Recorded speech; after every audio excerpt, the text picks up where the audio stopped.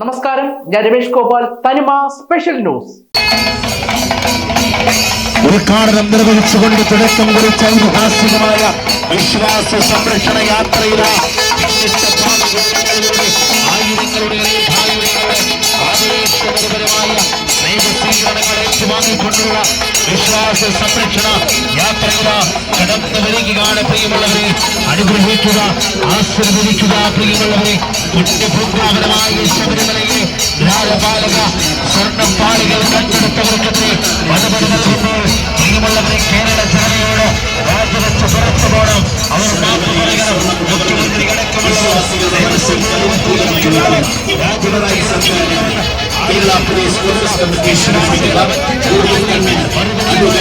വിശ്വാസ സംരക്ഷണ യാത്രയ്ക്ക് കാട്ടാക്കടയിൽ സ്വീകരണമൊരുക്കി കോൺഗ്രസ്. ശബരിമലയുടെ സ്വർണ്ണക്കൊള്ള ദേവസ്വം മന്ത്രി വാസവനെ ഉൾപ്പെടെ മാറ്റി നിർത്തിക്കൊണ്ട് അന്വേഷിക്കണമെന്നും ഇത് സംബന്ധിച്ച് കോടതി ഉത്തരവുകളും നിർദ്ദേശങ്ങളും അംഗീകരിച്ചുകൊണ്ട് തന്നെ സമഗ്രമായ CBI അന്വേഷണം വേണമെന്ന് അടൂർ പ്രകാശ് MP കാട്ടാക്കടയിൽ പറഞ്ഞു. വിശ്വാസ സംരക്ഷണ യാത്രയിൽ കാട്ടാക്കടയിൽ സ്വീകരണം ഏറ്റുവാങ്ങി സംസാരിക്കുകയായിരുന്നു അടൂർ പ്രകാശ് MP. ഒരു ഉണ്ണികൃഷ്ണൻ പോറ്റിയിൽ ഒതുങ്ങുന്നതല്ല എന്നും ദേവസ്വം പ്രസിഡന്റും ദേവസ്വം മന്ത്രിയും അതിനു മുകളിലുള്ള സകലരും ഈ കൊള്ളയ്ക്ക് ഉത്തരവാദികളാണെന്നും അവർക്ക് ഇതിൽ പങ്കുണ്ടെന്നും ഇതെല്ലാം പുറത്തു വരണമെന്നും അടൂർ പ്രകാശ് MP പറഞ്ഞു. ഇതിനു പുറമെ ആഗോള അയ്യപ്പ സംഗമം എന്ന് പറഞ്ഞ് നടത്തിയ നാടകം ഇതിലൂടെ വിദേശത്തു നിന്നുൾപ്പെടെ ഫണ്ട് തട്ടാനുള്ള പദ്ധതിയായിരുന്നു എന്നും ഇപ്പോൾ പിണറായി വിജയൻ വിദേശത്തേക്ക് പോയത് മകനെതിരെ ED നോട്ടീസ് വന്നതിനെ എങ്ങനെ ഉത്തരങ്ങൾ നൽകണം എന്ന് പറഞ്ഞു പഠിപ്പിക്കാൻ വേണ്ടിയാണെന്നും അടൂർ പ്രകാശ് പറഞ്ഞു. പ്രമുഖ കോൺഗ്രസ് നേതാക്കൾ, മണ്ഡലം നേതാക്കൾ, പ്രവർത്തകർ ഉൾപ്പെടെ ഗംഭീര സ്വീകരണമാണ് അടൂർ പ്രകാശ് MPക്ക് കാട്ടാക്കടയിൽ നൽകിയത്.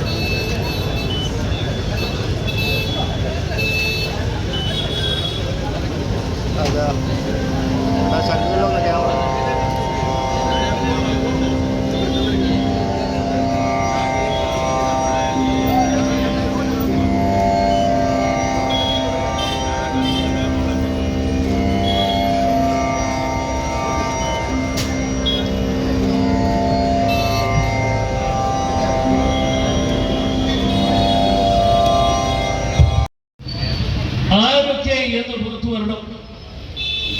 ഈ ചുമതലകളെ ഏൽപ്പിച്ചുകൊണ്ട്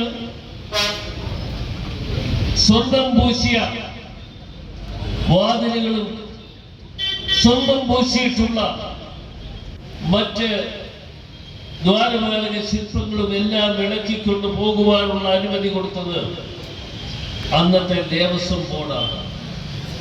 അന്നത്തെ ദേവസ്വം ബോർഡ് അതിന് അനുമതി കൊടുത്തപ്പോൾ ഇവരുടെ തലയിൽ ആൾതാമസം ഇല്ലാത്തവരാണ് എന്ന് ഞാൻ പറഞ്ഞാൽ അത് തെറ്റായി പോകും എന്ന് ഞാൻ കരുതുന്നില്ല.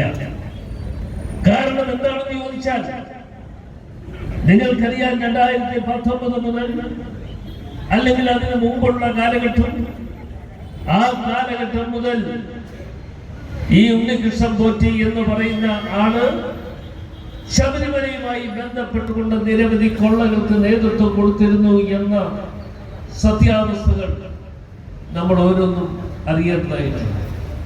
3.5 കിലോ സ്വർണ്ണമാണ് പ്രിയപ്പെട്ട ശ്രീ വിജയ് മല്ലയ്യ എന്ന് പറയുന്ന വ്യവസായ സംരംഭകൻ, അദ്ദേഹം ശബരിമലയിലെ ഒരു വിശ്വാസിയാണ്. ശബരിമലയിൽ വന്നു പോയിട്ടുള്ള വിശ്വാസിയാണ്. അദ്ദേഹത്തിന്റെ വിശ്വാസ പ്രമാണങ്ങൾക്കനുസരിച്ച് അദ്ദേഹം അവിടെ സ്വർണം പൂശി കൊടുക്കാമെന്ന് അങ്ങോട്ട് പറഞ്ഞാണ്. അദ്ദേഹത്തോട് ആരും അങ്ങോട്ട് ചോദിച്ചതാണ്.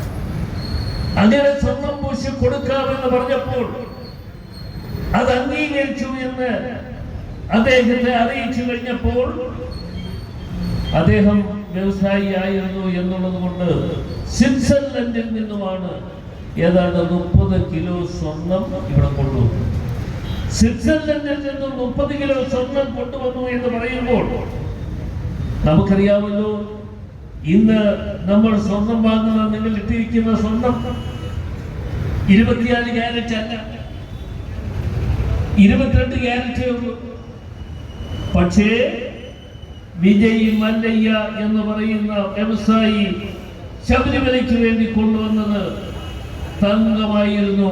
ആ തങ്കം കൊണ്ടുവന്ന പൂശിയതനുസരിച്ചാണ് വിജയ് മല്ലയ്യ ഒരു സമയത്ത് വ്യവസായി എന്നുള്ള നിലയിൽ അദ്ദേഹത്തിന്റെ വിശ്വാസ പ്രമാണങ്ങൾക്ക് അനുസൃതമായി അവിടെ സ്വർണം പൂശിയത്. അദ്ദേഹത്തിന്റെ ചുമതലക്കാരനും അതിന്റെ ദൃക്സാക്ഷിയായി അവിടെ ഉണ്ടായിരുന്നു. ജാഥ കൊള്ളക്കെതിരെയുള്ള ജാഥയാണ്, കൊള്ള സംഘത്തിനെതിരെയുള്ള ജാഥയാണ്. കേരളത്തിലെ നിരവധി ക്ഷേത്രങ്ങളിൽ ഇന്ന് കൊള്ളകൾ നടന്നുകൊണ്ടിരിക്കുകയാണ്. ആ കൊള്ളകളെ കുറിച്ച് ഓരോ ദിവസത്തെയും മാധ്യമങ്ങളിലൂടെ വാർത്തകൾ വന്നുകൊണ്ടിരിക്കുകയാണ്. ആ വാർത്തകൾ വന്നുകൊണ്ടിരിക്കുന്നു എന്ന് പറയുമ്പോൾ ശബരിമല ക്ഷേത്രമായി നടന്ന കൊള്ള എന്ന് പറയുന്ന തീവെട്ടിക്കൊള്ളയാണ് അവിടെ നടന്നത്. ആ തീവെട്ടിക്കൊള്ളയ്ക്ക് ഒരു ഉണ്ണികൃഷ്ണൻ പോറ്റി മാത്രമാണ് അതിന് നേതൃത്വം കൊടുത്തത് എന്ന് ഞങ്ങൾ ആരും അറിയില്ല. ദ്വാരപാലകരെ ഇളക്കി വിറ്റു, കഥകിലുണ്ടായിരുന്നത് ഇളക്കി വിറ്റു.